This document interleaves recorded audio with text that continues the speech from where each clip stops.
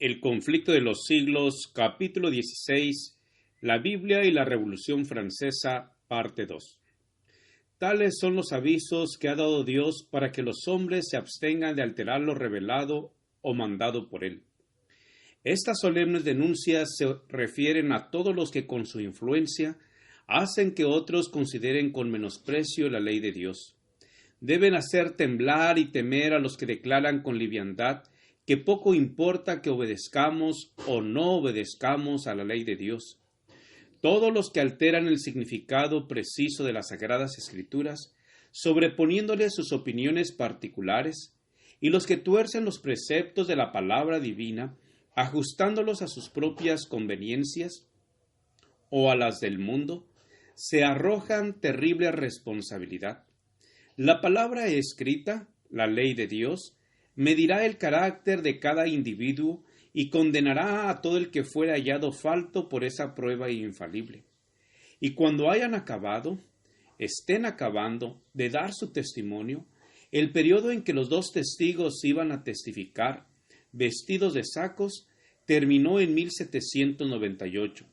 Cuando estuvieron por concluir su obra en la oscuridad, les haría la guerra el poder representado por la bestia que sube del abismo. En muchas de las naciones de Europa, los poderes que gobernaban la Iglesia y el Estado habían permanecido bajo el dominio de Satanás por medio del papado. Mas aquí se deja ver una nueva manifestación del poder satánico. Con el pretexto de reverenciar las Escrituras, Roma las había mantenido aprisionadas en una lengua desconocida y las había ocultado al pueblo. Durante la época de su dominio, los testigos profetizaron vestidos de sacos, pero otro poder, la bestia que sube del abismo, iba a levantarse a combatir abiertamente contra la palabra de Dios. La gran ciudad, en cuyas calles son asesinados los testigos y donde yacen sus cuerpos muertos, se llama simbólicamente Egipto. De todas las naciones mencionadas en la historia de la Biblia, fue Egipto la que con más osadía negó la existencia del Dios vivo y se opuso a sus mandamientos. Ningún monarca resistió con tanto descaro a la autoridad del cielo como el rey de Egipto.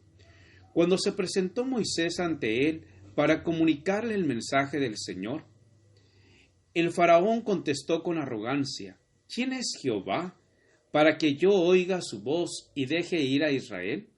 Yo no conozco a Jehová, ni tampoco dejaré ir a Israel. Éxodo 5:2. Esto es ateísmo, y la nación representada por Egipto iba a oponerse de un modo parecido a la voluntad del Dios vivo, y a dar pruebas del mismo espíritu de incredulidad y desconfianza. La gran ciudad es también comparada simbólicamente con Sodoma. La corrupción de Sodoma al quebrantar la ley de Dios fue puesta de manifiesto especialmente en la vida disoluta, y este pecado iba a ser también rasgo característico de la nación que cumpliría lo que estaba predicho en este pasaje.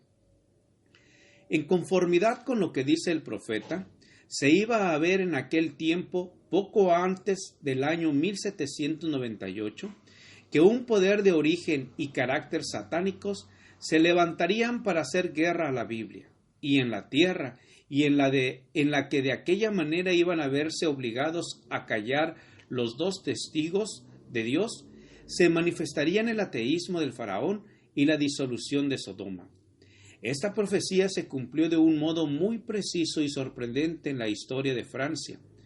Durante la Revolución, en 1793, el mundo oyó por primera vez a toda una asamblea de hombres nacidos y educados en la civilización, que se habían arrogado el derecho de gobernar a una de las más admirables naciones europeas, levantar unánime voz para negar la verdad más solemne para las almas y renunciar de común acuerdo a la fe y a la adoración que se deben tributar a la deidad.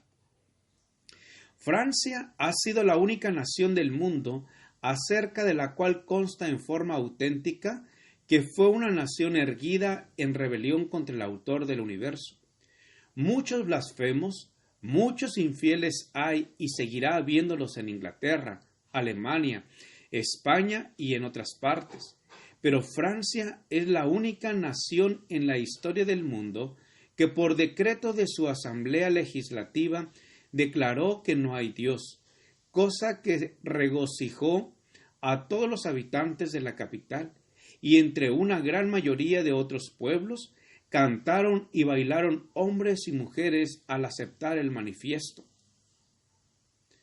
Francia presentó también la característica que más distinguió a Sodoma. Durante la Revolución manifestóse una condición moral tan degradada y corrompida que puede compararse con la que acarreó la destrucción de las ciudades de la llanura.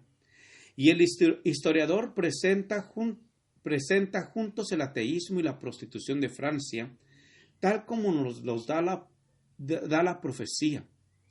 Íntimamente relacionada con estas leyes que afectaron la religión, se encontraba aquella que reducía la unión matrimonial al contrato más sagrado que pueden hacer seres humanos y cuya permanencia y estabilidad contribuye eficazmente a la consolidación de la sociedad, a un mero convenio civil de carácter transitorio, que dos personas cualesquiera podían celebrar o deshacer a su antojo.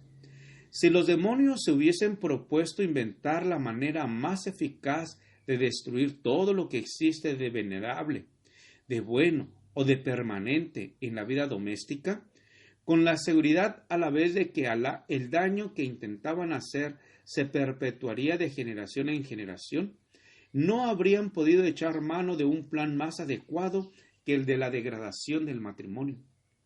Sophia Arnold, notable actriz que se distinguía por la agudeza de sus dichos, defendió el casamiento republicano como el sacramento del adulterio, en donde también el Señor de ellos fue crucificado.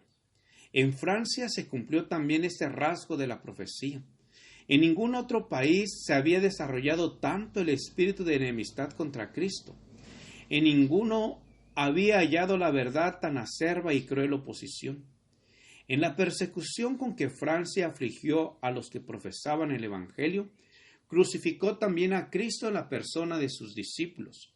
Siglo tras siglo la sangre de los santos había sido derramada.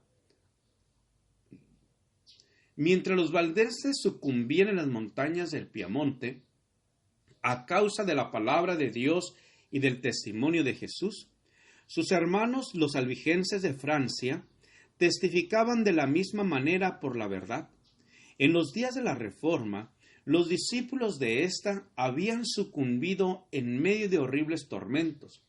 Reyes y nobles, mujeres de elevada alcurnia, delicadas doncellas, la flor y nata de la nación, se habían recreado viendo las agonías de los mártires de Jesús. Los valientes hugonotes, en su lucha por los derechos más sagrados al corazón humano, habían derramado su sangre en muchos y rudos combates. Los protestantes eran considerados como fuera de la ley. Sus cabezas eran puestas a precio y se les cazaba como a fieras. Gracias por escuchar este audio. Te invito a escuchar el siguiente capítulo. Jehová te bendiga y te guarde. Jehová haga resplandecer su rostro sobre ti y tenga de ti misericordia. Jehová alce sobre ti su rostro y ponga en ti paz. Con aprecio, el pastor Juan Manuel Flores Espinosa.